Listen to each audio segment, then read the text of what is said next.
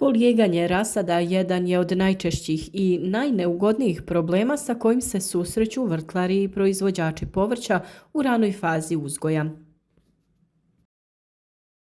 Sve izgleda savršeno, sjeme je niknulo, mlade biljke su se pojavile, a onda odjednom počinju venuti. Stabljika se stanjuje pri samoj površini zemlje i biljka jednostavno polegne i propadne.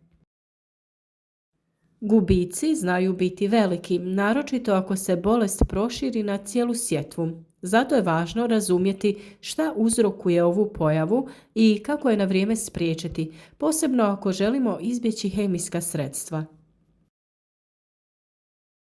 Polijeganje rasada uzrokuju različite gljivice i bakterije koje napadaju osjetljive stabljike i korijen mladih biljaka. Najčešće se radi o patogenima iz roda Fitium i Fusarium, ali i o određenim bakterijskim infekcijama.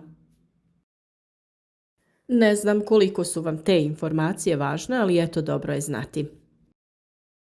Ovi mikroorganizmi prirodno su prisutni u tlu, ali postaju problem kada im omogućimo idealne uslove za razvoj, visoku vlagu, slabu drenažu i zbijen supstrat.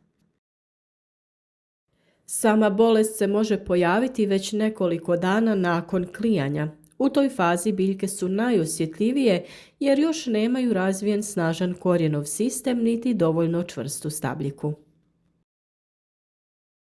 Ako su uslovi nepovoljni, patogeni brzo napadaju tkivo u zoni dodira stabljike i tla, gdje dolazi do suženja, potamnjivanja i truljenja. Zašto zapravo dolazi do polijeganja rasada?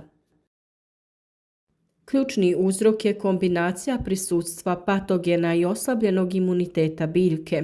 Mikroorganizmi se aktiviraju kada im odgovara okruženje, a biljke dodatno slabi nepravilna njega. Nabrojat ćemo neke najčešće faktore koji doprinose pojavi bolesti. Prvo je prekomjerna vlažnost. Konstantno mokar supstrat idealno je okruženje upravo za razvoj gljivica. Drugo je loša drenaža. Zadržavanje vode u posudama bez drenažnih rupa ili u teškom tlu pogoduje širenju infekcije. Treće je pregusta sjetva. Kada su biljke zbijene, zrak ne cirkulira, vlaga se zadržava i bolest se lakše širi. Četvrti je nedostatak svjetlosti. Slabo osjetljene biljke su izdužene i oslabljene, pa podložnije infekcijama. Peto su ekstremne temperature. I previsoke i preniske temperature stvaraju stres i smanjuju otpornost rasada. I šesto je kontaminirano tlo ili sjeme. Ako su patogeni već prisutni u supstratu ili na sjemenu, rizik je znatno veći. Prepoznati polijeganje rasada nije teško ako obratite pažnju na prve simptome. Stabljika postaje tanka i tamna pri dnu, na mjestu gdje dodiruje zemlju. Biljke naglo venu i polegnu, iako je supstrat vlažan. Korijen može poprimiti smeđu ili crnu boju i pokazati znakove truljenja.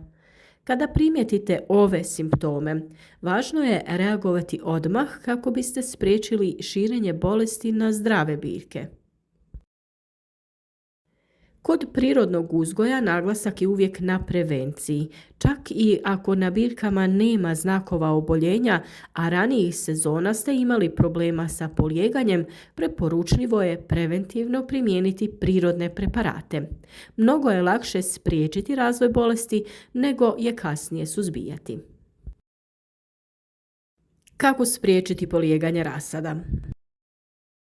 Prije svega, važno je obratiti pažnju na kvalitet supstrata. Za sjetvu koristite provjeren, lagan i sterilan supstrat. Ako pravite vlastitu mješavinu, možete je termički obraditi ili tretirati prirodnim sredstvima za dezinfekciju. Dodavanje perlita, pijeska ili kokosovih vlakana poboljšava strukturu i omogućava bolju drenažu, čime se smanjuje zadržavanje viška vlage. Zalijevanje mora biti umjereno i kontrolirano. Najčešća greška je pretjerano zalijevanje iz straha da se biljke ne osuše. Zalijevajte ujutro kako bi se površina supstrata tokom dana prosušila. Koristite raspršivač ili zalijevajte odozdo preko podloška. Posude obavezno moraju imati drenažne otvore. Prirodni preparati mogu biti snažan saveznik u prevenciji. Čaj od kamilice sadrži blaga antifungalna svojstva. Ohlađenim čajem možete zalijevati rasad jednom sedmično. Cimet u prahu djeluje kao prirodni fungicid. Lagano ga pospite po površini supstrata. Otopina sode bikarbonem dodate jednu kašičicu malu na litar vode i može se koristiti za blago orošavanje, to jest prskanje po biljkama. A tu je i ekstrakt bijelog luka, pripremljen potapanjem zgnječenih čenova preko noći. Djeluje antibakterijski. Dovoljno je dodati 4 do 5 čenova u 1 litru tople vode. Razređeni 3% hidrogen peroksid može poslužiti za dezinfekciju posuda i supstrata. A tu je i mlijeko razređeno u omjeru 1:10. Koristi se za jačanje biljaka, dok sirutka dodatno doprinosi otpornosti zahvaljujući korisnim mikroorganizmima. Ekstrakt koprive jača biljke, ali s njim trebate biti oprezni jer sadrži više dušika što može potaknuti bujan rast lisne mase. Svakako ne smije se zanemarivati ni cirkulacija zraka. Ostavite dovoljno razmaka između biljaka.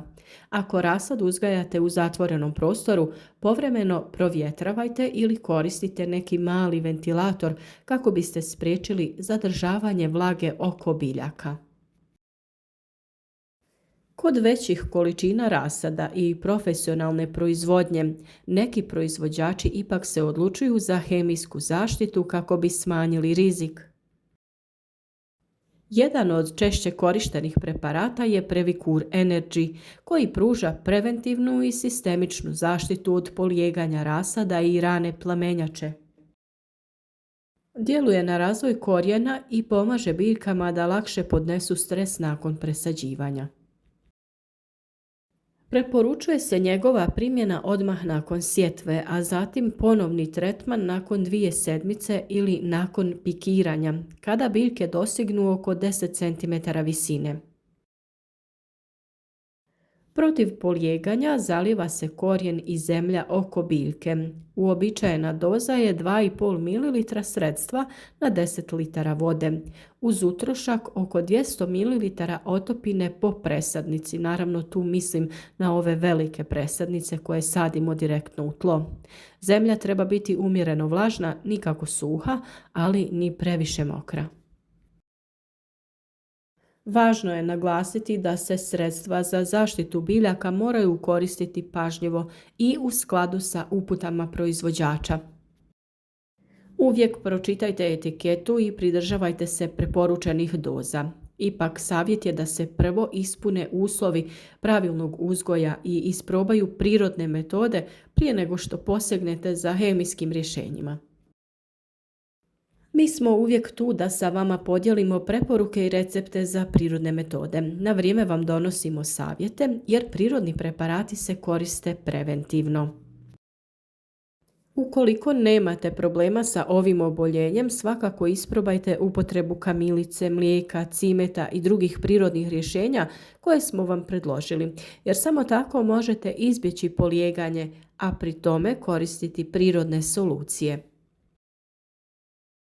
Polijeganje rasada jeste ozbiljan problem, ali uz dobru organizaciju i pravovremene mjere može se uspješno izbjeći.